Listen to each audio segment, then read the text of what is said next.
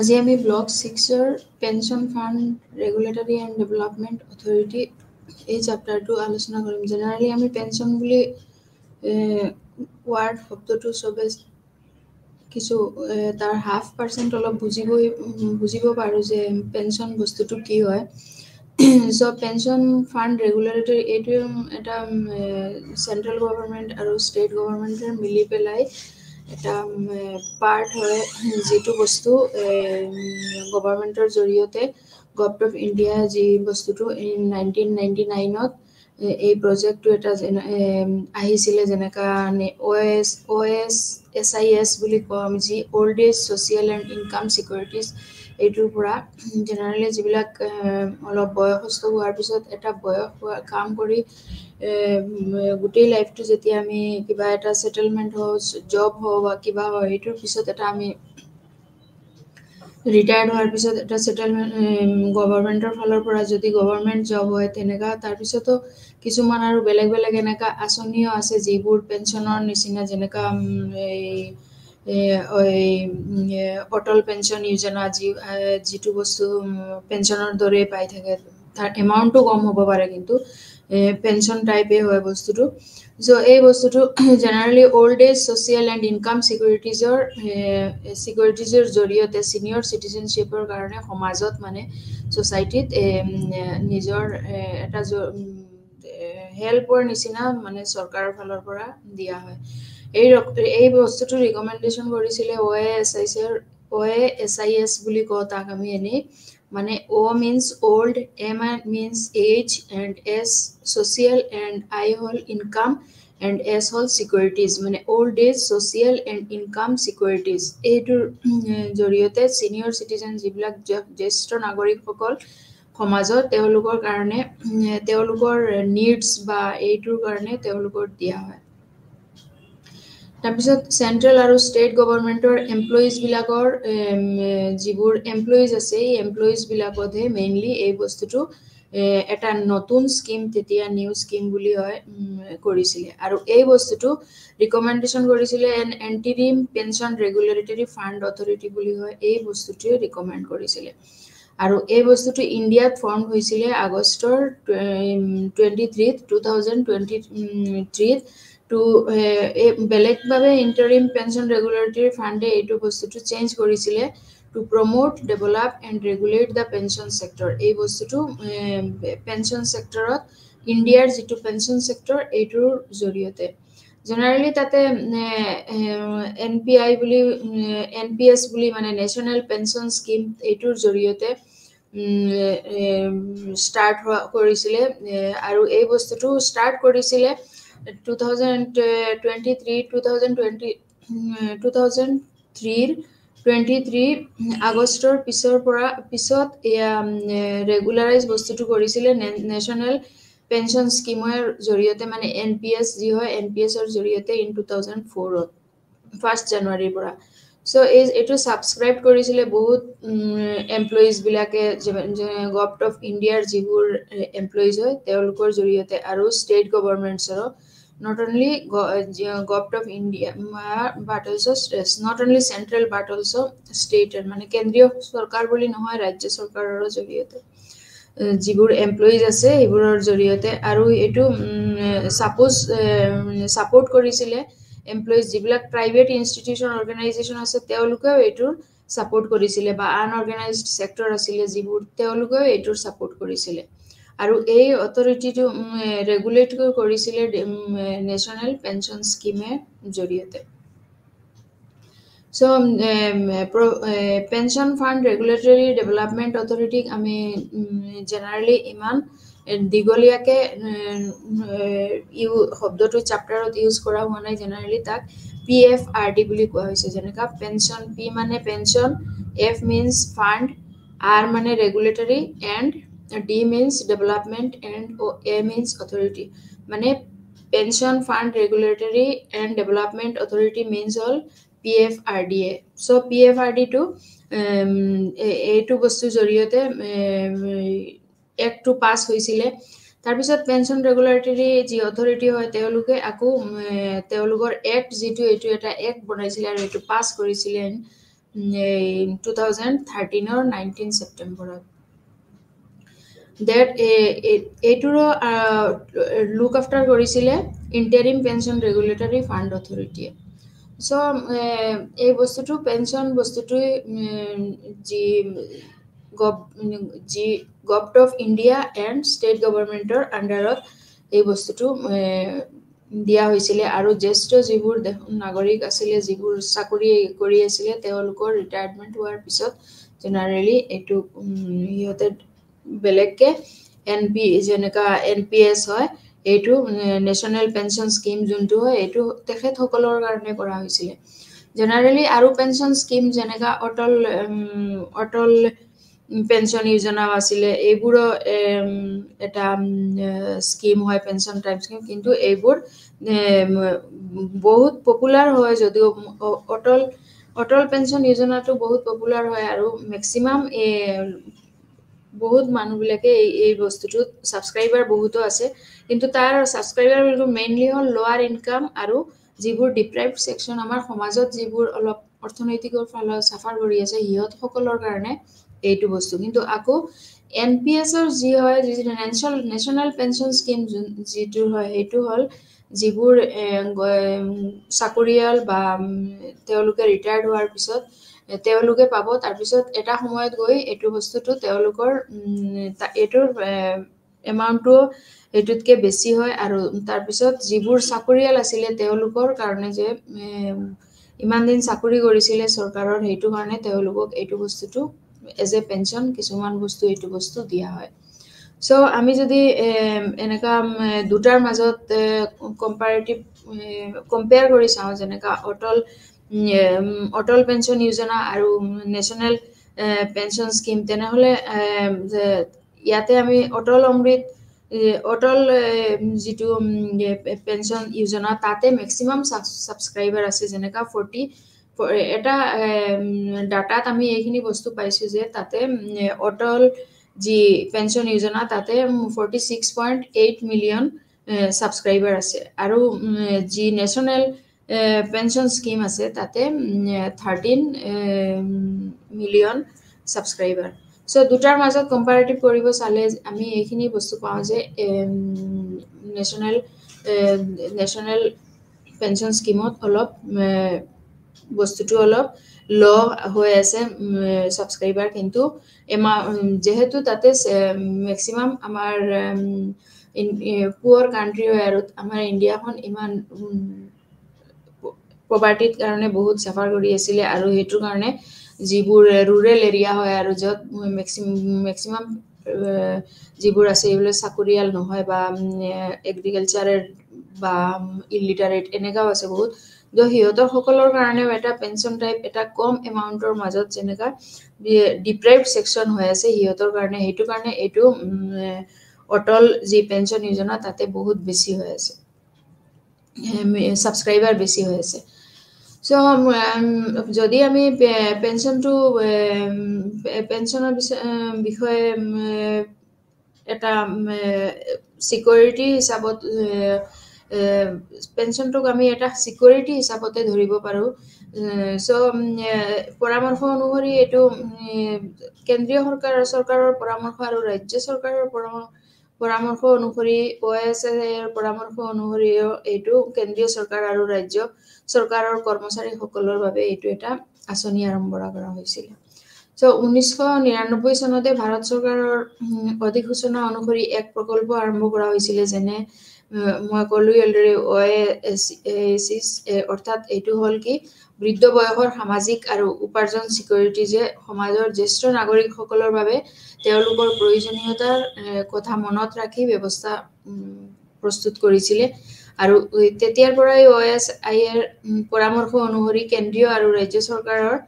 কৰ্মচাৰীসকলৰ বাবে পেঞ্চনৰ এক নতুন আঁচনি আৰম্ভ কৰা হৈছিলে আৰু ইয়াৰ পৰামৰ্শ অনুসৰি ভাৰতৰ যি পেঞ্চন খণ্ডৰ প্ৰচাৰ বিকাশ আৰু নিয়ন্ত্ৰণৰ বাবে 23 আগষ্টৰ 2003 তাৰিখে ভাৰতীয় এক অন্তৰ্বৰ্তীকালীন পেঞ্চন নিয়ামক পুঁজি প্ৰাধিকৰণ ঘোষণা কৰা হৈছিলে আৰু সেই যিটো ঘোষণা কৰা হৈছিলে তেতিয়াৰ পৰাই এইটো নট অনলি যে তাক প্ৰমোট কৰিব পাৰে তেনেকুৱা নহয় প্ৰমোটো কৰিব পাৰে যাতে ডেভেলপ কৰিব পাৰে প্ৰমোটো কৰি যেনেকা প্ৰচাৰ কৰিব পাৰে বিকাশ কৰিব পাৰে আৰু কন্ট্ৰলো কৰিব পাৰে নিয়ন্ত্ৰণৰ বাবে যেতিয়া সব ফালে যি বস্তুটো পুৰা এটা সিস্টেমেটিক্যালি গৈ থাকে তেতিয়াৰ কাৰণে এই বস্তুটো পেনশন নিয়ামক পুঁজি প্ৰাধিকৰণ গঠন কৰা হৈছিল তাৰপিছত যি অকলে যে কিছুমান তাতে টায়াৰ আপ আছে যেনেকা টায়াৰ 1 আৰু টায়াৰ 2 বুলি দিয়া আছে যেনেকা গভৰ্নমেন্ট আৰু প্ৰাইভেট সেক্টৰ যিবোৰ হল টায়াৰ 1 আৰু যিবোৰ জেনাৰেল ইনভেষ্টমেন্ট এইবোৰ আছিল টায়াৰ 2 দুটা ডিভিশন হৈ গৈছিল এটা হল নেশনাল পেনশন স্কিম তাৰ পিছত হল গভৰ্নমেন্ট আৰু প্ৰাইভেট সেক্টৰৰ যি এটা হল হেতু হল টায়াৰ 1 আৰু জেনাৰেল ইনভেষ্টমেন্ট যেটো এটো স্টেজ 2 সো এইবোৰৰ বহুত বস্তু যেনেকা পিএফআৰডিৰ অধীনত গোটেইবোৰে পেনশনৰ এটা সিস্টেমেটিক্যালি প্ৰভাইড কৰি আছিল যাতে কেন্দ্ৰীয় চৰকাৰৰ যিবোৰ পেনশন আঁচনি হয় বা স্টেট গভৰ্নমেন্টৰ ফালে হয় যি জ্যেষ্ঠ অকলে যে চৰকাৰৰ কৰ্মচাৰী সকলে পাব পাৰে বা ৰাজ্য চৰকাৰৰ কৰ্মচাৰী আৰু ব্যক্তিগত প্ৰতিষ্ঠান সংগঠন আৰু অসংগঠিত খণ্ডৰ কৰ্মচাৰী সকলে এই বস্তুটো গুটে যিমান আছিল সবে এইটো বস্তু সাপোৰ্ট কৰিছিল আৰু ৰাষ্ট্ৰীয় পেনশন আঁচনি যি এনপিএছ মানে নেশনাল পেনশন পলিসি যি এটো স্কিম যেটো এটো জানুৱাৰী 1 তাৰিখৰ পৰা 2004 ৰ আৰম্ভ কৰা হৈছিল আৰু ইয়াক ভাৰত চৰকাৰৰ কৰ্মচাৰী ৰাজ্য চৰকাৰৰ কৰ্মচাৰী আৰু ব্যক্তি যি প্ৰতিষ্ঠান আৰু সংগঠন আৰু অসংগঠিত যি খণ্ডৰ কৰ্মচাৰী সকলে গ্ৰহণ কৰিছিল আৰু তাৰ পিছত কৰ্তৃপক্ষই কি কৰিছিল যিবোৰ এটো সাপোৰ্ট কৰিছিল হিয়তেও এনপিএছ যি নিয়ন্ত্ৰণ কৰিব লাগিছিল যিবিলাকে নেশনাল পলিসিৰ national pension scheme to support কৰিছিল হিয়তেও এইটো বস্তু কন্ট্ৰোল কৰিব লগা হৈছিল তাৰ পিছত 19 সেপ্টেম্বৰত 2013 তাৰিখে এটা পেনশন পুঁজি নিয়ামক আৰু উন্নয়ন প্ৰাধিকৰণ আইন গৃহীত কৰা হৈছিল আৰু যি অন্তৰ্বৰ্তীকালীন পেনশন নিয়ামক পুঁজি কৰ্তৃপক্ষৰ দায়িত্ব লয় আৰু ইয়াক 1 ফেব্ৰুৱাৰী 2014 তাৰিখে জাননী দিয়া হয় সো পিএফআৰডি হৈছে এটা এনপিএছৰ বাবে এক নিয়ন্ত্ৰণকাৰী সংস্থা মানে নেশনাল পেনশন স্কিম যেটো হয় এইটোৰ পৰা এটা যি pension fund regulatory development authority হল এটা নিয়ন্ত্ৰণকাৰী সংস্থা যি নেশনাল পেনশন স্কিমটো কমপ্লিটলি এটা কন্ট্ৰোল কৰিব পাৰে আৰু এই কন্ট্ৰোল কৰিব পৰা এই শৰ্টকাট যি আমি কলো এতিয়া মাত্ৰ পিএফআৰডিএ মানে pension fund regulatory and development authority এইটোৰ জৰিয়তে হিয়তে এই এনপিএছএ কি কৰে এই হিয়তৰ এই সংস্থাটোৱে হিয়তৰ পুৰা যি গ্ৰাউন্ড আছে বা এই বস্তুখিনি কমপ্লিটলি সংগঠিত কৰিব লাগে বা কেনেকা এইটো বস্তু মেইনটেইন কৰিব লাগে তাৰ পিছত যি ৰেগুলেট কৰিব লাগে বা কি প্ৰমোট কৰিব লাগে বা কেনেকা কন্ট্ৰোল কৰিব লাগে গুটেইখিনি এই pension fund regulatory and development অথৰিটিক দিছিলে তেতিয়া সো পিএফ এইটো হল এনপিএছৰ বাবে এক নিয়ন্ত্ৰণকাৰী সংস্থা তাৰ পিছত আমি মেইন অবজেক্টিভ খিনি যা তাৰ মুখ্য লক্ষ্যটো কি আছিল অবজেক্টিভছ তাৰ মুখ্য অবজেক্টিভছ লক্ষ্য আছিল পেনশন পুঁজি নিয়ামক আৰু উন্নয়নমূলক কৰ্তৃপক্ষৰ উদ্দেশ্য হৈছে পেনশন পুঁজিৰ গ্ৰাহকসকলৰ স্বাৰ্থ সুৰক্ষিত কৰাৰ বাবে পেনশন পুঁজি স্থাপন তাৰ পিছত বিকাশ তাৰ পেনশনৰ কাৰণে যিমান বিকাশ কৰিব লাগে এইটো বস্তু তেওঁলোকে চাবলৈ আৰু নিয়ন্ত্ৰণ কৰি বৃদ্ধ বয়সৰ যি উপাৰ্জন সুৰক্ষা ৰক্ষা কৰা হয় ইয়াৰ হৈতে সম্পৰ্কিত বা আনুষংগিক বিষয়বোৰৰ বাবে এই বস্তুটো তেওঁলোকে নিয়ন্ত্ৰণ কৰিছিল আৰু এস্টাবলিশ কৰিছিল আৰু বিকাশটো কিমান হয় হেইটো কৰিছিল সো তাৰ মানে কি আছিল তেওঁলোকৰ এই উন্নয়নমূলক কৰ্তৃপক্ষৰ উদ্দেশ্যই হৈছে পেনশন পুঁজিৰ যিসকলে এই গ্ৰাহকসকলৰ স্বাৰ্থ সুৰক্ষিত কৰাৰ বাবে পেনশন পুঁজি স্থাপন বিকাশ আৰু নিয়ন্ত্ৰণ কৰি বৃদ্ধি বয়সৰ উপাৰ্জন সুৰক্ষা কৰা হৈছিল হিয়তৰ হৈতে সম্পৰ্কিত বা আনুষংগিক বিষয়বোৰৰ বাবে সো পেনশন স্কিমৰ ৰেগুলেটৰীত আমি জেনাৰেলি তাৰ পিছত এইখিনি সাবস্ক্ৰাইব কৰিছিল এমপ্লয়িজ অফ সেন্ট্ৰেল গভৰ্নমেন্টৰ যিবোৰ এমপ্লয়িজ আছিল হিয়তসকলে হয়তো সাবস্ক্ৰাইব কৰিছিল then also state governmentor আৰু ষ্টেট গভৰ্ণমেণ্টেও এইটো ছাপোৰ্ট কৰিছিলে আৰু এডপ্ট কৰিছিলে কোনে নেশ্যনেল পেঞ্চন তেওঁলোকেহে নেশ্যনেল পেঞ্চন স্কিমক এডপ্ট কৰিছিলে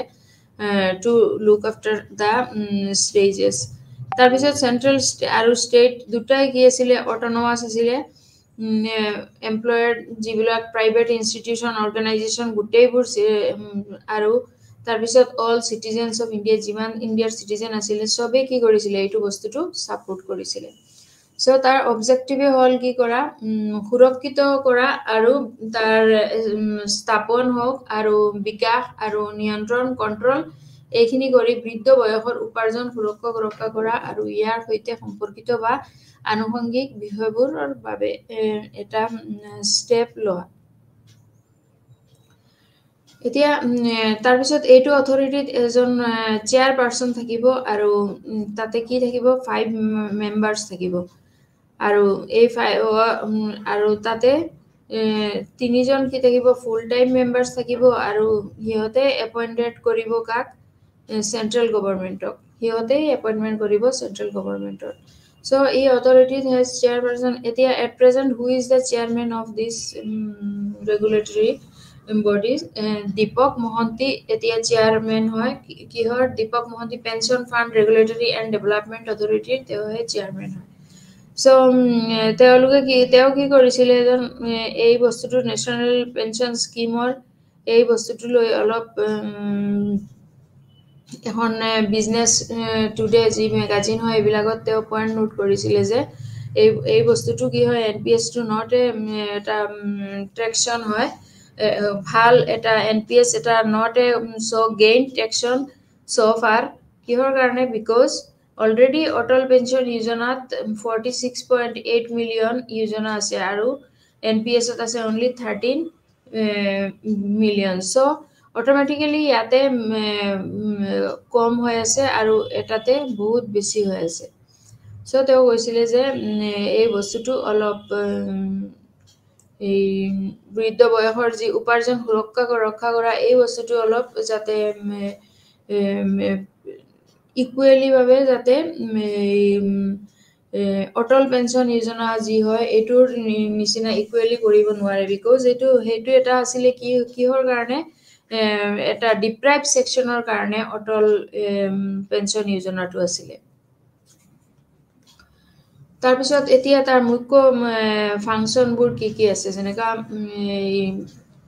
তাৰ এই PFRDৰ ফাংচনছ বুলি কওঁতে pension fund regulatory and development অথৰিটিৰ কি আছিলে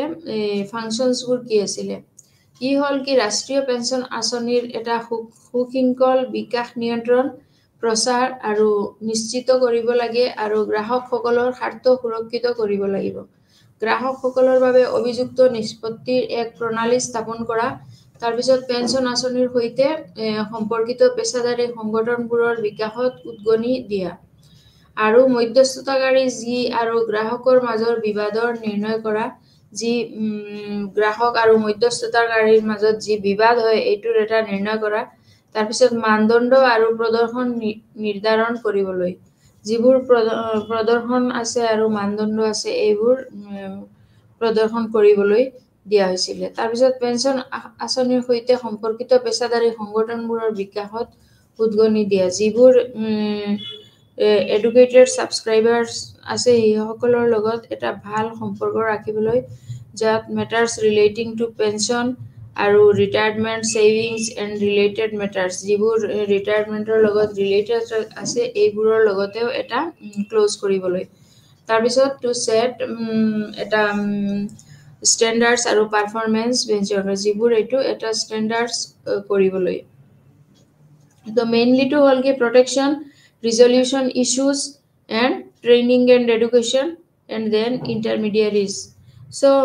এই বস্তুবোৰ pensions fund regulatory and development authority এই বস্তুটোৰ ওপৰত আছিলে এতিয়া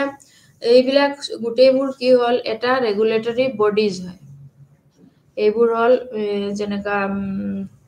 পেঞ্চন ফাণ্ড ৰেগুলেটৰী তাৰপিছত এই telecom regulatory authority of India যিটো আমি লাষ্ট চেপ্টাৰটো ৰেডি কৰিছিলোঁ ক্লাছ কৰিছিলোঁ তাৰপিছত যিমান আৰু আছে ৰেগুলেটৰী কমিশ্যন সাপোজ ৰেগুলেটৰী কমিশ্যনছ এই গোটেইবোৰ হ'ল কি এটা ৰেগুলেটৰী অথৰিটিজৰ থ্ৰুত এইবিলাক বস্তুটো দিয়া হয় দেন তাৰপিছৰ পইণ্টটো হ'ল কি পেঞ্চন যি আঁচনিৰ সৈতে সম্পৰ্কিত পেছাদাৰী সংগঠনবোৰৰ বিকাশত উদগনি দিয়া হয় তাৰপিছত মধ্যস্থতাকাৰী আৰু গ্ৰাহকৰ মাজৰ যি বিবাদৰ নিৰ্ণয় কৰা এই বস্তুটোও নিহতৰ আছিলে আৰু মানদণ্ড আৰু প্ৰদৰ্শন নিৰ্ধাৰণ কৰিবলৈ যিটো PFRDৰ ষ্টেপছ এইটো সিহঁতে কৰা সো ফাংচনছবোৰ যদি আমি চাবলৈ যাওঁ তেনেহ'লে সিহঁতৰ বহুত মেইন ফাংচনটোৱে এইটো হ'ল সুৰক্ষিত কৰিব লগা আৰু নিশ্চিত কৰিব লগা এইটোৰ বিকাশ ডেভেলপমেণ্ট কৰা আৰু তাৰপিছত যি প্ৰচাৰটো আৰু নিশ্চিত কৰিব পাৰে সেইটো কাৰণে গ্ৰাহকসকলৰ স্বাৰ্থ সুৰক্ষিত কৰিব লাগিব যেতিয়া গ্ৰাহকসকলৰ স্বাৰ্থ হ'ব ভাল হ'ব তেতিয়া অটোমেটিক্যালি কি হ'ব গ্ৰাহকসকলে নেক্সট ষ্টেপ যিবিলাক আছে এইবিলাকো মানি ল'ব বা সিহঁতেও অলপ উদ্বিগ্ন হৈ পৰিব so that সিহঁতে আৰু অলপ কাম কৰিব পাৰে so এই বস্তুটো হ'ল mainly pension fund regulatory development অথৰিটিৰ ওপৰত তাৰপিছত ইয়াতে চেন্ট্ৰেল ৰেকৰ্ড কিপিং এজেন্সি আছে তাতে চেন্ট্ৰেল ৰেকৰ্ড কিপিং এজেন্সি আছে দেন পাৰ্মানেণ্ট ৰিটায়াৰমেণ্ট এটা একাউণ্ট নাম্বাৰ থাকিব লাগিব তাৰপিছত আকৌ এখন কেনসেল যিবোৰ ট্ৰাষ্টি বেংক হওক বা এনেকা কিবা পেনশন ফাণ্ড এইবোৰ কিবা এটা থাকিব লাগিব তাৰপিছত যিবোৰ এই প্ৰেজেন্স আছে এজেন্সিজবোৰ যেনেকা পয়েন্টস অফ প্ৰেজেন্স আছে POP বুলি এটা আছে এটো হল পয়েন্টস অফ প্ৰেজেন্স এজেন্সি যিবোৰ তাতে POP বুলি কয় যি সকল তাতে প্ৰেজেন্স হৈ আছে এজেন্সিবোৰ এই সকলৰ জৰিয়তেও এই গ্ৰাহক এই সকলৰ জৰিয়তেও এই বস্তুটো আৰু অলপ কানেক্টেড কৰিব পৰা যাব তাৰপিছত মধ্যস্থতাকাৰীসকলে নথিপত্ৰ গ্ৰহণ কৰিবলৈ নিৰ্দেশ দিয়া যি ভৱিষ্যতৰ গৱেষণা আৰু প্ৰকল্পৰ সহায় কৰিব পাৰে পেনশন অৱসৰৰ সময় আৰু সম্পৰ্কিত বিষয়বোৰৰ ওপৰত গ্ৰাহক আৰু সাধাৰণ ৰাজ্যক শিক্ষিত কৰাৰ পদক্ষেপবোৰ বুজিবলৈ তাৰপিছত আইনৰ ব্যৱস্থা অনুসৰি মাসুল আৰোপ কৰিবলৈ তাৰপিছত পেনশন যি পুঁজি সম্পৰ্কীয় মধ্যস্থতাকাৰী আৰু অন্যান্য সংগঠনৰ অনুসন্ধান সম্পৰ্কীয় যি অডিও প্ৰতিবেদনবোৰ সেইবোৰ পৰ্যালোচনা কৰিবলৈ সো এইবোৰ অডিটবোৰো আমি প্ৰতিবেদনবোৰ পৰ্যালোচনা কৰিব লাগিব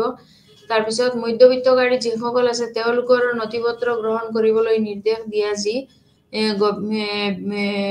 ভৱিষ্যতৰ গৱেষণা আৰু প্ৰকাশত সহায় কৰিব পাৰে তাৰপিছত পেনশন আৰু অৱসৰৰ সঞ্চয় আৰু যি সম্পৰ্কিত বিষয়বোৰৰ ওচৰত গ্ৰাহক আৰু সাধাৰণ ৰাইজক শিক্ষিত কৰাৰ পদক্ষেপবোৰ বুজিবলৈ লাগিব সো পেনশন পুঁজি সম্পৰ্কীয় মধ্যস্থতাকাৰী আৰু অন্যান্য সংগঠনৰ অনুসন্ধান সম্পৰ্কীয় অডিট প্ৰতিবেদনৰ পৰ্যালোচনা কৰিবলৈ সো যদি আমি এস্টাবলিশ তাৰপিছত অকলে যে এইখিনিও নহয় পাৰ্মানেন্ট ৰিটায়াৰমেন্টৰ যেতিয়া হ'ব তেতিয়া তাৰ এটা একাউণ্ট নাম্বাৰ লাগিব যি এইটো একাউণ্ট নাম্বাৰটো তেওঁলোকে ইউজ কৰিব পাৰে য'ত পেনশনখিনি সোমাব পাৰে এটা পাৰ্মানেন্ট একাউণ্ট নাম্বাৰ যি যদি চেঞ্জ কৰিব বিচাৰে তেনেহ'লে এইটো এটা ডিসকণ্টিনিউ নিচিনা হৈ যাব সো ট্ৰাষ্টি বেংক কি হ'ব আকৌ তাতে সিহঁতৰ সকলৰো আকৌ ট্ৰাষ্টি বেংক আছে যিবোৰ ট্ৰাষ্টি বেংক যেনেকা পেনশন ফাণ্ডছ তাৰপিছত PFMS যেনেকা পেনশন ফাণ্ড মেনেজাৰ যিবোৰ পেনশন ফাণ্ড মেনেজাৰ মানে PFM হয় ইসকলেও কি কৰে আকৌ পেনশনৰ ডেভেলপমেন্ট প্লাস পেনশনৰ হিসাব নিকাশ এইবোৰ তেওঁলোকে কৰি থাকে সো এইখিনি যদি আমি চাবলগীয়া যাওঁ তেনেহ'লে সিহঁতসকলৰ এটা ডাঙৰ দায়িত্ব হয় যে কমপ্লিটলি এই বস্তুখিনি এৰেঞ্জ কৰা আৰু কমপ্লিটলি এইটো ঘৰলৈ যি কোনবোৰে পেঞ্চন পাই আছে আৰু সিহঁতসকলক এই বস্তুটো তেওঁলোকৰ যাতে বেনিফিটেড হয় এইটো বস্তু এটা প্ৰপাৰ ৱেত এইটো সিহঁতক দিয়াটো তাৰপিছত তাতে যে অকলে যিবোৰ একাউণ্ট সেইবোৰ থাকিব তেনেকুৱা নহয় মেইনলি এইটো পেঞ্চন ৰেগুলেটৰীটো কোনে চলাই আছে ট্ৰাষ্টি বেংক বুলি এটা সিহঁতে চলাই আছে আৰু এতিয়া হ'ল যি point of presence agencies that means POP এইটোৰ বস্তুৰ কি কাম সিহঁতৰ কাম হ'ল কুৱেৰি কৰা প্লাছ হেল্প এণ্ড গাইড যিসকলক বস্তুখিনি কুৱেৰি কৰা যে তাতে কিমান number of old age people are there তাৰপিছত আৰু যেনেকৈ সিহঁতক হেল্প কৰা দেন আকৌ গাইডো কৰা চ' অট'মেটিকেলি আমি চাব পাৰোঁ যে এই বস্তুটো কিমান benefited to the society and to the government so' আমি যদি পজিটিভখিনি চাবলৈ যাওঁ তেনেহ'লে এইটোৰ জৰিয়তে যথেষ্ট এটা বেনিফিটেড হৈছে আৰু যি অটল অমৃত যোজনা যি অটল পেঞ্চন যোজনা এইটোৰ জৰিয়তেও যথেষ্টখিনি আগবাঢ়িছে চ' সমাজৰ ব্যৱস্থাটো অলপ আগবাঢ়িছে তাৰপিছত পেঞ্চন অৱসৰৰ সঞ্চয় আৰু সম্পৰ্কিত বিষয়বোৰৰ ওপৰত গ্ৰাহক আৰু সাধাৰণ ৰাইজক শিক্ষিত কৰাৰ পদক্ষেপবোৰ বুজিবলৈ আইনৰ ব্যৱস্থা অনুসৰি মাচুল আৰোপ কৰিবলৈ তাৰপিছত দিয়া হৈছে আৰু পেঞ্চন পুঁজি সম্পৰ্কীয় মধ্যস্থতাকাৰী আৰু অন্যান্য সংগঠনৰ যি অনুসন্ধান আৰু অনুসন্ধান সম্পৰ্কীয় অডিট যি প্ৰতিবেদনবোৰ পৰ্যালোচনা কৰা ফাংচনত যদি আমি যাওঁ তেনেকুৱা ছেইম এই বস্তুটো আমি ফাৰ্ষ্ট পইণ্টতো আছিলে যি ৰাষ্ট্ৰীয় পেঞ্চন আঁচনিৰ সুশৃংখল যি বিকাশ নিয়ন্ত্ৰণ প্ৰচাৰ আৰু নিশ্চিত কৰিব লাগিব আৰু গ্ৰাহকসকলে স্বাৰ্থ সুৰক্ষিত কৰিব লাগিব এই লাইনটোৰ লগত যথেষ্ট এটা ডিউটি কমপ্লিটলি PFRDৰ হৈ আছে যি বিকাশ নিয়ন্ত্ৰণ প্ৰচাৰ আৰু নিশ্চিত কৰিব লাগিব তেওঁলোকে কি কৰিব লাগিব চ' ডেট বিকাশটো পুৰা ভাল হয় এণ্ড দেন তাক আকৌ নিশ্চিত কৰিব লাগিব যে নহয় এইটো বস্তুটো ইমানে পাইছে বা ইমানে গৈ আছে চ' এই বস্তুটো আমি নিশ্চিত কৰিব লাগিব আৰু এই বস্তুটো তেওঁলোকেহে এই যিবোৰ POP হয় সিহঁতসকলে এই বস্তুবোৰ চাব চ' অট'মেটিকেলি যিবিলাক গ্ৰাহকসকলৰ বাবে অভিযোগ হয় নিষ্পত্তি হয় এইটো এটা খালি জাষ্ট প্ৰণালীহে হয় যিটো যিমান থাকিব যিমান পাৰ্চন তাতে ইনক্লুড হৈ থাকিব তেওঁলোকৰ গোটেইবোৰৰহে তেওঁলোকৰ ডিউটি থাকিব যে এই বস্তুটো কণ্টিনিউ কৰা কিহৰ কাৰণে বিকজ এজনৰ জৰিয়তে যে কমপ্লিট বস্তুখিনি মেইনটেইন কৰা এইখিনি পচিবল নহ'ব চ' তাতে বহুত পাৰ্ট থাকিব লাগিব আৰু এই পাৰ্টবিলাকতো মানুহবিলাকৰ লগত ৰেচপনচিবল হৈ পেলাইহে আমি এই বস্তুটো চল্ভ কৰিব পাৰিম পেঞ্চন ফাণ্ড এণ্ড মেনেজাৰ্ছ যি মানে PFM পেঞ্চন ফাণ্ড আৰু মেনেজাৰে যিবোৰ কৰিব এইবোৰৰে লুক আফটাৰ কৰাই হ'ল PFD লুক আফটাৰ কৰাই হ'ল সিহঁতৰ কাম আৰু প্লাছ যিবোৰ পেঞ্চনটো কোনে পাব লাগে বা কোনে নাপাব সেইখিনি বস্তুৱে তেওঁলোকেহে ডিচাইড কৰিব কোনে ডিচাইড কৰিব POPয়ে ডিচাইড কৰিব চ' আমি এইখিনি পালোঁ যে PFRDৰ যিবোৰ ৱৰ্কিং প্ৰচিজিয়াৰ্ছ আছে যিবোৰ পইণ্ট ৱাইজ তাতে দিয়া আছে যেনেকা ফাৰ্ষ্ট অফ অল হ'ল কি প্ৰটেকশ্যন প্ৰটেকশ্যনটো দিব লাগিব তাৰপিছত হ'ল ৰিজলিউশ্যন ইছ্যুজ তাৰপিছত হ'ল ইছ্যু যি আমাৰ ৰিজলিউশ্যন ইছ্যু আছিলে সেইটো আমি অলৰেডি চেঞ্জ কৰিলোঁ দেন এপইণ্টমেণ্ট অফ এজেঞ্চিজ যিবোৰ এজেঞ্চি আছে যেনেকা পেঞ্চন নেশ্যনেল পেঞ্চন স্কিমৰ আণ্ডাৰত যিবোৰ এজেঞ্চি আছে এই এজেঞ্চিবোৰক কি কৰিব লাগিব এপইণ্টমেণ্ট অফ এজেঞ্চি মানে এপইণ্টমেণ্টৰ কাৰণে এজেঞ্চি দিব লাগিব তেতিয়াহে ইহঁতসকলে বস্তুটো লুক আফটাৰ কৰিব পাৰিব আৰু মধ্যস্থতাকাৰী আৰু গ্ৰাহকৰ মাজত বিবাদৰ সম্পৰ্ক নহয় তাৰপিছত এইটো যিবিলাক মিডলমেন হয় সিহঁতৰ জৰিয়তে এইটো বস্তু কি হ'ব এনেকা কেতিয়াবা ডাইৰেক্টলি টু দ্য ৰুটলৈকে বস্তুবোৰ সলিউশ্যন নহয় চ' আধা ৰাস্তাত যিমান তাৰ হাফ মান যোৱাৰ পিছত যিমানলৈকে তাৰ গন্তব্যত যিমানলৈকে যাব লাগিছিলে এইবোৰ স্কিমৰ জৰিয়তে মধ্যস্থতাকাৰীসকলে সিমানলৈকে নোযোৱাৰ আগতে কি হ'ল হাফলৈকে যোৱাৰ পিছতে কি হয় মেক্সিমাম কাজিয়াৰ সৃষ্টি হৈ যায় তাৰপিছত মানদণ্ড আৰু প্ৰদৰ্শনৰ নিৰ্ধাৰণ কৰিবলৈ যিবোৰ চবে চাব বা এটা প্ৰদৰ্শন কৰিবৰ কাৰণে এইবোৰো নিৰ্ধাৰণ কৰিব লাগিব যি তাৰ ভেলুটোও ওলাব লাগিব চ' ডেট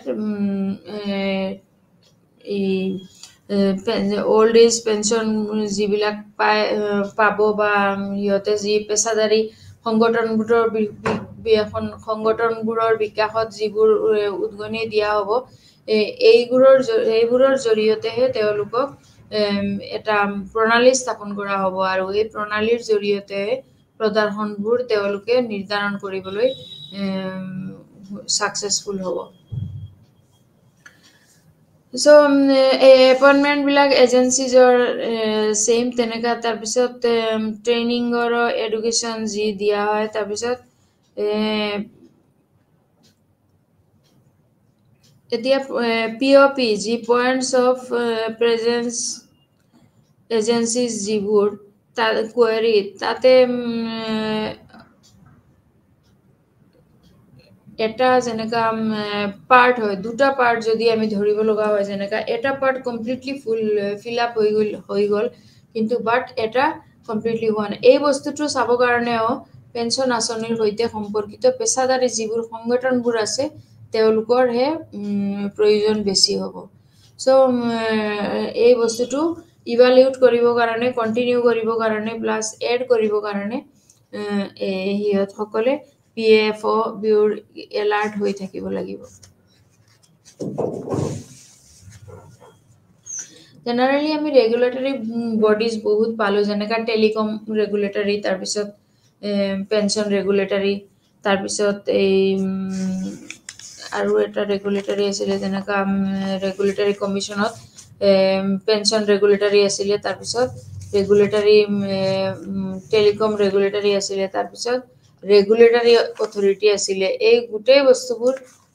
গোটেইবোৰ ক'ত হ'ল ফাৰ্ষ্ট পাৰ্টত আমি অলৰেডি ডিছকাছ কৰিলোঁ যি টেলিকম অথৰিটিত তাৰপিছত ৰেগুলেটৰী অথৰিটিত চ' ছেইম তেনেকাই এইটো হয় এটা বেলেগ পাৰ্ট হয় যে যিবোৰ বস্তু অকলে পেঞ্চনৰ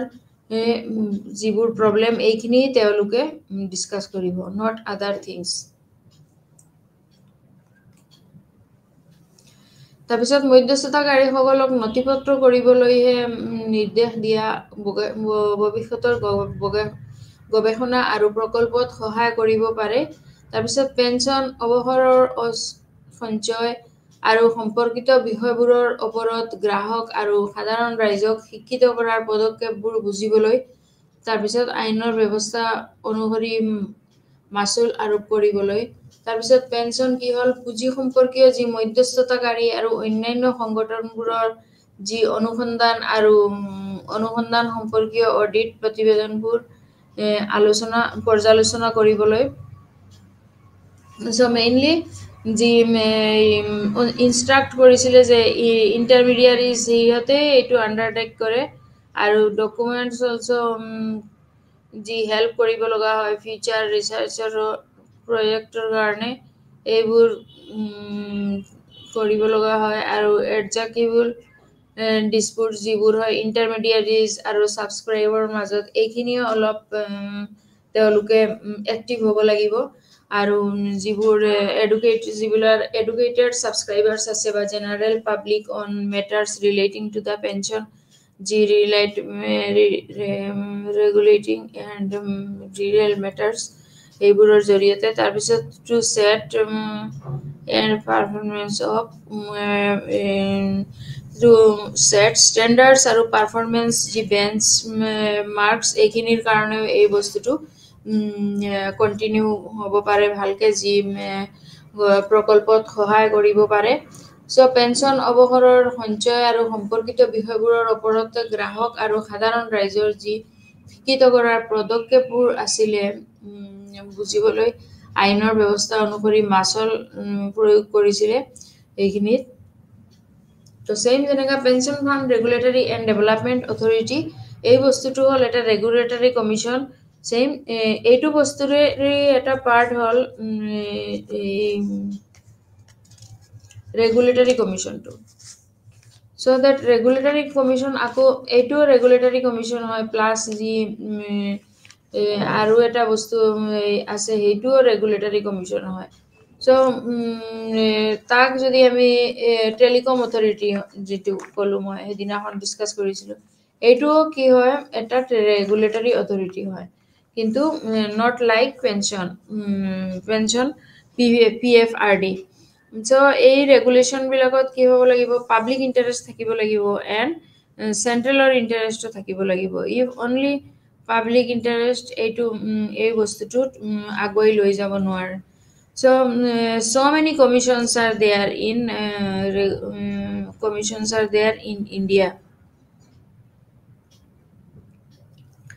so mainly যেতিয়া লিবাৰেলাইজ হ'ল আৰু প্ৰাইভেটালাইজেশ্যন হ'ল তাৰ পিছৰ পৰাহে এইবোৰ অৰ্থনৈতিক দিশত অলপ উন্নতি হ'ব লগা হৈছে চ' আমি যদি এই ৰেগুলেটৰী কমিশ্যনবিলাক ভাবি থাকোঁ তেনেহ'লে উইথ দ্য এইটো ক'ব পাৰোঁ যে with the coming of the liberalisation privatisation and globalisation on the new economic and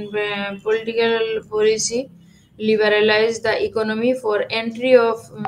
private communities including the international and multinationals one in public sector যিবোৰ ইণ্টাৰনেশ্যনেল হওক বা মাল্টিনেশ্যনেলে হওক এইবোৰ গোটেই কি আছিলে প্ৰাইভেট পাব্লিক ছেক্টৰত এটা হৈ আছিলে আৰু এই এটা হোৱাৰ কাৰণে টেলিকম আৰু পাৱাৰ এণ্ড ডিছক্ৰিমিনেশ্যন পাৱাৰ এইবোৰ বস্তু এটা লগতে সিহঁতে হাইৱেৰ যেনেকৈ টল ৰোডত বা টেলিকমৰ গোটেই চবফালে বস্তুবোৰ চেঞ্জ হৈ আছে কিন্তু অকলে যে যিবোৰ এই পেঞ্চনৰ নট অনলি অৱসৰ হোৱাৰ যিবোৰ সঞ্চয় এইবোৰ নহয় আৰু যদি আমি জেনেৰেলি যিবোৰ স্কিম বা দুখীয়া বা যিসকলৰ কাৰণে নিড হৈ আছে এইবোৰৰ স্কিমবিলাকো যদি আলোচনা কৰিবলৈ যাওঁ ছেইম এনেকুৱাই ছিষ্টেমত হ'ব যিহঁতে কি কৰিব এই বস্তুটো যিবিলাকৰ নিড এই বস্তুটো পাৰ্ট কৰি পেলাই এইটো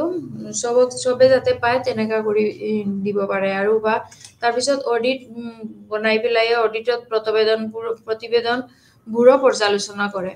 চ' এই আইনৰ ব্যৱস্থা অনুসৰি মাচুল আৰোপ কৰিবলৈ এই বস্তুবোৰ সিহঁতে অলপ লুক আফটাৰ কৰে চ' ডেট অট'মেটিকেলি যাতে ইকনমিকেলি আমাৰ দেশৰ যিবোৰ চিটিজেনছ হয় কৃষকসকলে যাতে অট'মেটিকেলি কি কৰিব পাৰে এটা ডেভেলপ হ'ব পাৰে চ' পেঞ্চন অৱসৰৰ যি সঞ্চয় আৰু সম্পৰ্কিত বিষয়বোৰৰ ওপৰত গ্ৰাহক আৰু সাধাৰণ ৰাইজক শিক্ষিত কৰাৰ পদক্ষেপবোৰ বুজিবলৈ যেতিয়া শিক্ষিত কৰিব লাগিব তেতিয়াহে চবে এইটো বস্তু বুজিব পাৰিব আৰু এই বস্তুবোৰ ৰেগুলেশ্যন এই বস্তুবোৰ মেইনলি হ'ব লাগিব পাব্লিক ইণ্টাৰেষ্টৰ মাজতে আৰু তাৰপিছত লগতে বাকী যিবোৰ পাব্লিক সেক্টৰ আছে যেনেকা টেলিকম তাৰপিছত পাৱাৰ ডিস্ট্ৰিবিউশন পেনশন তাৰপিছত ফুড যি আমি পেনশনটো এতিয়া ডিসকাস কৰি আছো তাৰপিছত কনষ্ট্ৰাকচন হাইৱেজ ইণ্ডাষ্ট্ৰিয়েল ৰোডছ তাৰপিছত যিবোৰ ইনভেষ্টমেন্টৰ কাৰণে প্ৰাইভেট প্লেয়াৰ্স আছে এইবোৰৰ কাৰণেও সব সকলোৰ কাৰণে এইটো বস্তুটো সমান হৈ আছে দা কনসেপ্ট অফ ৰেগুলেশ্যন এইটো আমি ক'ব পাৰো সো এই বস্তুটোৰ যাতে কমপ্লিট খিনি ইহতে পেনশনৰ স্কিমত যায় বা টেলিকমৰ তাতেও যাব পাৰে তাৰপিছত এই গোটেইবোৰ কি হয় ৰেগুলেটৰী বডিজ হয় আৰু এই ৰেগুলেটৰী বডিজৰ জৰিয়তে জেনাৰেল যি সিটিজেনছ হয় সিটিজেনছৰ লগত এটা গভৰ্ণমেন্টৰ এটা ক্লোজ যি এটা সম্পৰ্ক এই বস্তুটো হিহতে এডজাস্ট কৰি লয় these are কি হয় জেনাৰেলি নন গভৰ্ণমেন্ট বডিজ হয় আৰু হিহতে just as a private behaviour হিহতে কি কৰে এটোৰ আমাৰ ডাইৰেকশনত এই বস্তুবোৰ পঠাই দিয়ে আৰু এইবোৰ মনিটৰ কৰে কোনটো হয়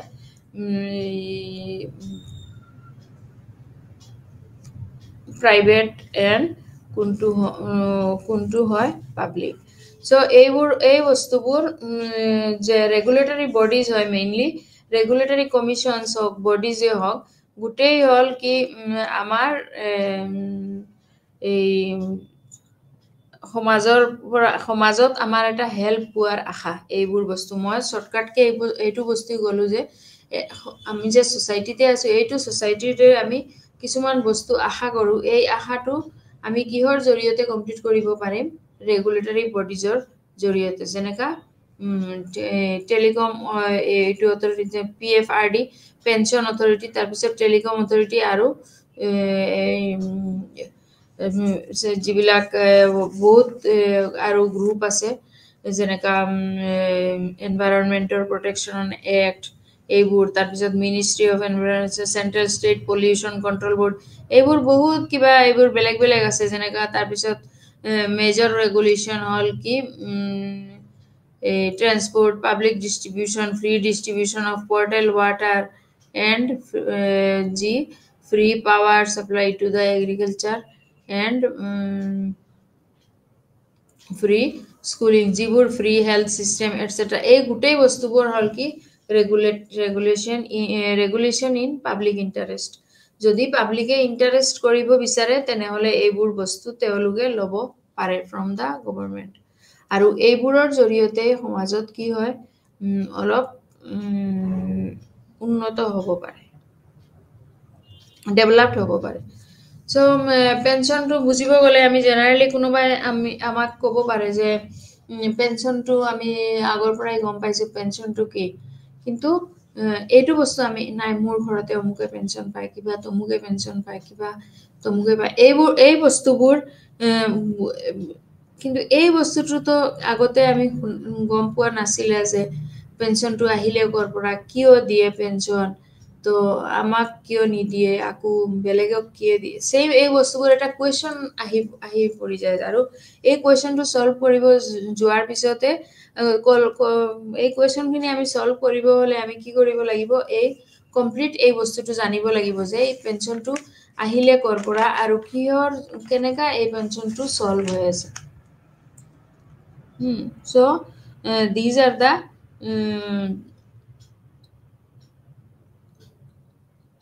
pension fund regulatory development authority মানে PFRDA এইটো হল regulatory bodies another type of regulatory bodies আমি directly regulatory bodies নহয় these are the another type of regulatory bodies same যেনেকা আমি টেলিকমত আছিলে বহুত কেইটা পাৰ্ট আছিলে যিবোৰ ৰেডিঅ' তাৰপিছত টেলিভিছন তাৰপিছত ল্যাপটপ তাৰপিছত মোবাইল সো এই গোটেইবোৰ যি হয় যিমান ইলেক্ট্ৰনিক বস্তু সবতে কি হৈ আছে আজিকালি বেছিকে ডিমান্ড হৈ আছে সো ডিমান্ড হোৱাৰ কাৰণটো কি অটোমেটিক্যালি ডেভেলপমেন্টৰ জৰিয়তে এই বস্তুটো মাৰ্কেটতো নিজৰ যি অস্তিত্ব হয় এটা বস্তুৰ প্ৰতি বা এটা আশা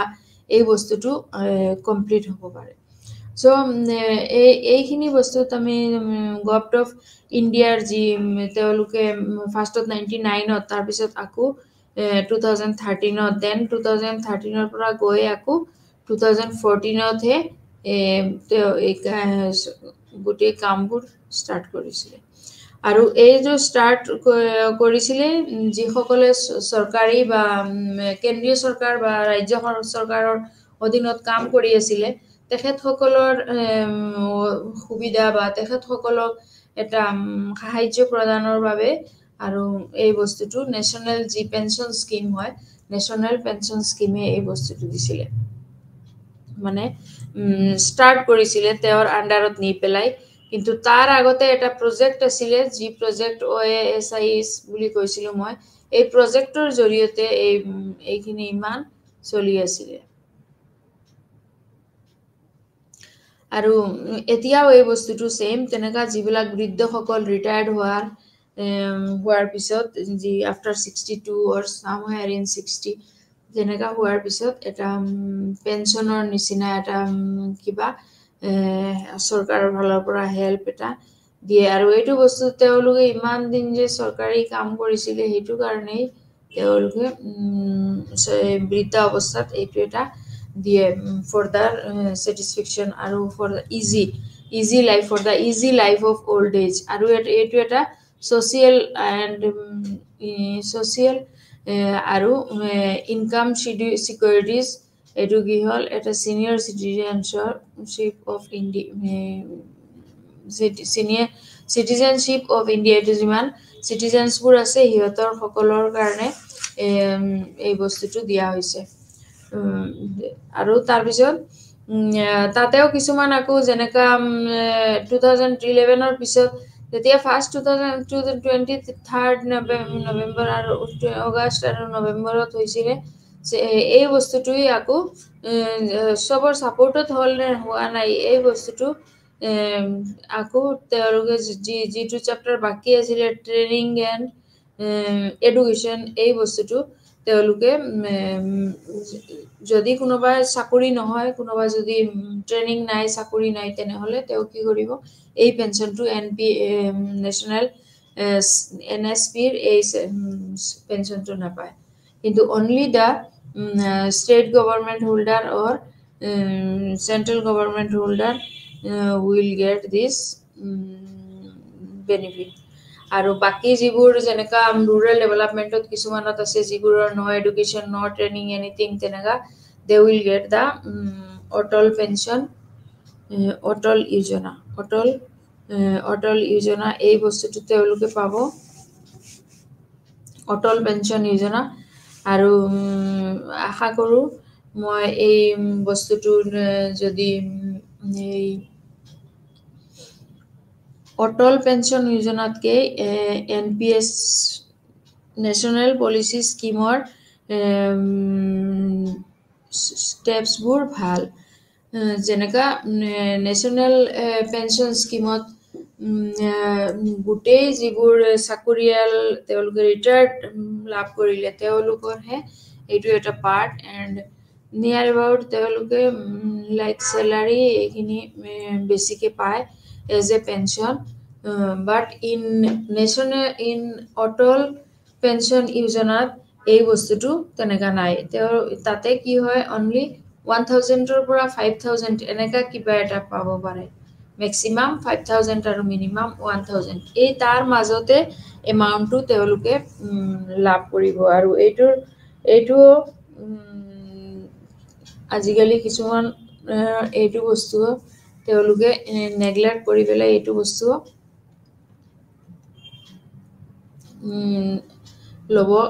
ল'বলৈ নাযায় ৰুৰেল ডেভেলপমেণ্টত তেনেকা হৈ আছে ৰুৰেল এৰিয়াত তেওঁলোকে নিজৰ ডেভেলপমেণ্টত লৈ নিজেহে এগ্ৰি আৰু মোষ্টলি আমি মেক্সিমাম এই অটল পেঞ্চন যোজনাত তাতে আকৌ 45 আৰু 55 হৈ আছে যেনেকা মেন তাতে 55% and women are in 45% তেনেকা হৈ আছে আকৌ যি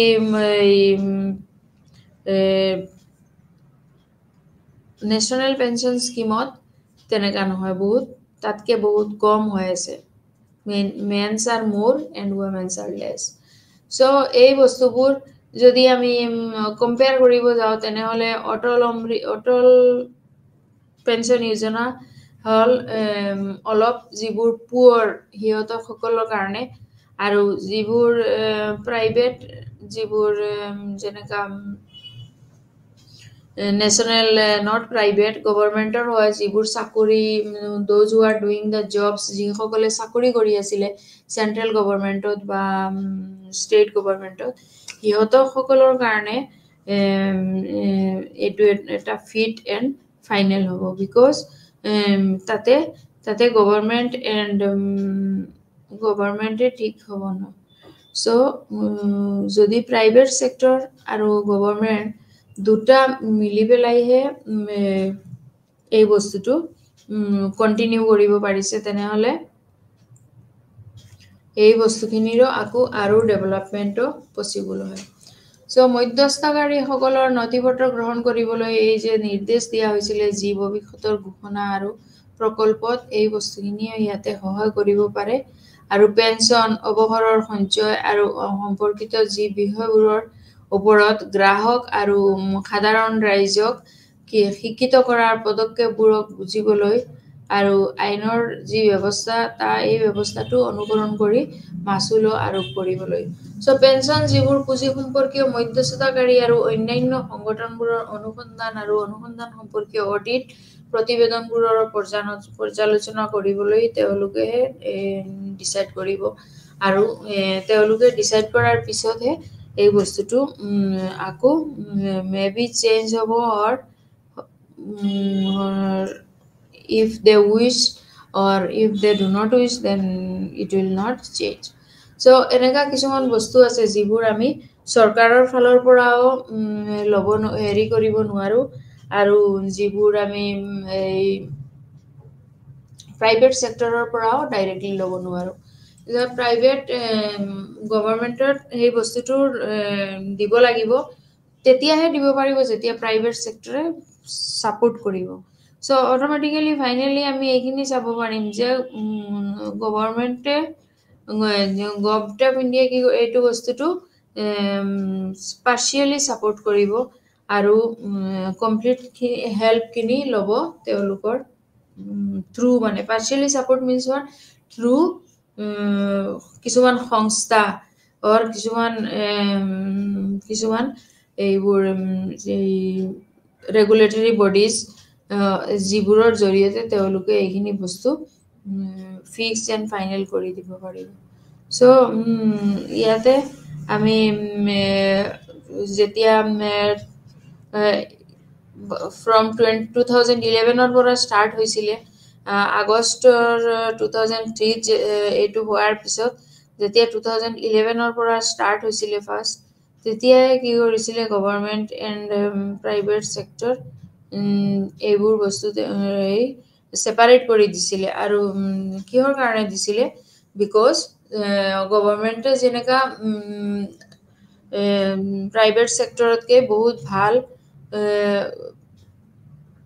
ৰিটাৰ্নস or এইবোৰ বস্তু দিব পাৰিব কিন্তু প্ৰাইভেট সেক্টৰত যদিও গভৰ্নমেন্টৰ আন্ডাৰত তেওঁলোকে এই বস্তুখিনি এডজাস্ট কৰি দি আছে তথাপিও এইখিনিত বস্তু তেওঁলোকে সেলফ এমপ্লয়েড যিবোৰ এইবোৰ কৰিব নোৱাৰিব সো তাতে মেইনলি ক্যাটাগৰিজ তিনিটা বা চাৰিটা মান হ'ব পাৰিব তাৰ পিছত এই ক্যাটাগৰিজৰ মাজতো আকৌ যিবোৰ ক্যাটাগৰিজৰ মাজত সাপোজ প্ৰটেকশন তাৰ পিছত ৰিজলিউশন ইস্যুজ হ'ব পাৰে দেন আকৌ এপইণ্টমেণ্ট অফ এজেঞ্চিজ, যিবোৰ এজেঞ্চিজ এপইণ্টমেণ্ট দিয়া হ'ব এইবোৰ এজেঞ্চিৰ যেনেকা কোনোবাই প্ৰপাৰলি এইখিনি কাম কৰি আছে নে নাই, বা তেওঁৰ কাৰ্যকাল কিমান দিন, এই বস্তুবোৰ তেওঁলোকেহে কৰিব লাগিব। তাৰপিছত appointment of agencies, then agency training and education. Appointment of agency দিয়াৰ পিছত তেওঁলোকক এডুকেশ্যনটো আৰু ট্ৰেইনিং এই বস্তুখিনিও দিয়া হ'ব। আৰু ইণ্টাৰমিডিয়াৰিজত গৈ পেঞ্চন ফাণ্ড ৰেগুলেটৰী ডেভেলপমেণ্টৰ অথৰিটিত ইণ্টাৰমিডিয়াৰিজত গৈ আকৌ আমি CRA বুলি এটা এজেঞ্চি পাম, যাৰ কমপ্লিটটো মিনিং হ'ল চেণ্ট্ৰেল ৰেকৰ্ড কিপিং এজেঞ্চি। এই বস্তুটোক আমি কি বুলি ক'ম? CRA। চ' এই ৰিটায়াৰমেণ্ট এজেঞ্চি আৰু নেক্সটটো হ'ব কি এষ্টাব্লিছড, যি আমি এষ্টাব্লিছ কৰিব পাৰোঁ ট্ৰাষ্টি বেংক। আমাক কি কৰিব লাগিব? ট্ৰাষ্টি বেংক এষ্টাব্লিছ কৰিব লাগিব। আৰু তাতে ট্ৰাষ্টি বেংকৰহে অধীনত এইবোৰ পেঞ্চন ফাণ্ডছ বা পেঞ্চন ফাণ্ডছ বা ট্ৰাষ্টি বেংকৰ জৰিয়তে পেঞ্চন ফাণ্ডছটো হ'ব। তাৰপিছত আকৌ পেঞ্চন ফাণ্ডছ আকৌ PFMS বুলি কয় তাক, যেনেকা পেঞ্চন ফাণ্ড এণ্ড মেনেজাৰ। পেঞ্চনতো আকৌ তাতে মই এইখিনিত এতিয়া কোন মানে তাতে ষ্টেপছবিলাক কৈ আছোঁ, যি মেনেজাৰ, তাৰপিছত ছাপ'জ একাউণ্ট মেনেজাৰ, তেনেকা এইবোৰহে তাতে কৰ্মখিনি কৰাৰ যিবিলাক অধিকাৰীসকলৰহে এবাউট মই এতিয়া ডিছকাছ কৰি আছোঁ। So' PFMS means what? Pension fund as manager. PFMS বুলি কয় তাক, pension fund and manager. So' pension fund and মেনেজাৰৰ জৰিয়তে এইখিনি চোৱা মেলা হয়। কি হ'ব? যেনেকা পইণ্টছ অফ প্ৰেজেণ্ট এজেঞ্চিজ, তেওঁৰহে আণ্ডাৰতে ফাৰ্ষ্ট আহিব। PFMSৰ জৰিয়তেহে ফাৰ্ষ্টত আহিব যে পেঞ্চন ফাণ্ডটো এণ্ড মেনেজাৰটো তেওঁলোকে কি কৰিব মেনেজাৰ জৰিয়তে। তেতিয়া তেওঁৰ যি কৰ্মভাৰ আছিলে এইখিনি হ'ল, তেওঁ কি কৰিব লাগিব? কুৱেৰি কৰিব লাগিব যে এই বস্তুটো তেওঁলোকে যে পেঞ্চনখিনি পাই আছে ডাইৰেক্টলি গৈ আছে নে নাই, বা এমাউণ্টটো ঠিকে আছে নে, বা এই গোটেই ডকুমেণ্টবোৰ ঠিক আছে, এই বস্তুবোৰ কুৱেৰি যিমান, এই কুৱেৰিখিনি তেওঁ গোটেই কৰিব। তাৰপিছত কুৱেৰিৰ পিছত তেওঁ কি কৰিব? সেইখিনি হেল্প কৰিব এণ্ড গাইড এণ্ড ছল্ভ। তাৰপিছত কি কৰিব? কুৱেৰিখিনি আকৌ হেল্প কৰিব। দেন কেনেকুৱা হেল্প কৰা লাগে প্ৰয়োজন এই বেনিফিচিয়াৰীজন এই ছাবস্ক্ৰাইবাৰজন, whether this subscriber is fit or unfit. তাৰপিছত এইখিনিও তেওঁ কুৱেৰি কৰিব। তাৰপিছত আকৌ যদি কিবা ডকুমেণ্টৰ কিবা লাগে, তেতিয়া তেওঁ কি কৰিব? ছল্ভ কৰিব আৰু হেল্প এণ্ড উইল গাইড। চ' এই বস্তুবোৰ গোটেই PFMSৰ কাম, যেনেকা পেঞ্চন ফাণ্ড এণ্ড মেনেজাৰৰ কাম। চ' ফাইনেলি আমি এইটো চেপ্টাৰৰ গোটেইখিনি যি ছিষ্টেমছবোৰ আছিলে, যেনেকা pension fund regulatory and development অথৰিটিৰ এইখিনি যি গভৰ্ণমেণ্টৰ আণ্ডাৰত যি ষ্টেপছৰ এইবিলাক আমি অলৰেডি আলোচনা কৰিলোঁ। আৰু ৰেগুলেটৰী বডিজৰ এইটো এটা 3 নম্বৰটো আছিলে ৰেগুলেটৰী বডিজ, যি প্ৰাইভেট বডিজ হয়। আৰু পেঞ্চন ফাণ্ডৰ যি ইউজেছ বা ষ্টেপছ বা তাতে যি কৰ্মচাৰী সংস্থা সিহঁতৰ যি কৰ্মভাৰ, এইখিনি আমি আলোচনা কৰিলোঁ। আৰু গভৰ্ণমেণ্টৰ লগত যি প্ৰাইভেট ছেক্টৰৰ কেনেকুৱা ৰিলেশ্যন, এইখিনিও ডিছকাছ হ'ল। চ' এতিয়া এই পেঞ্চন ফাণ্ড এণ্ড ৰেগুলেটৰীৰ ডাইৰেক্টলি ফাংচনখিনিও আলোচনা হৈ গ'ল। এতিয়া যদি কিবা মানে তাতে ষ্টেণ্ডাৰ্ডছ অফ অথৰিটি ইণ্ডিয়াৰ হয়, এইখিনি পিছত আকৌ নতুনকৈ চেঞ্জ হ'ব বা ওলাব। চ' এইখিনি কৈখিনি আমি আজি কোৱাৰ পিছত ক্লাছটো শেষ কৰিলোঁ। নমস্কাৰ, থেংক ইউ।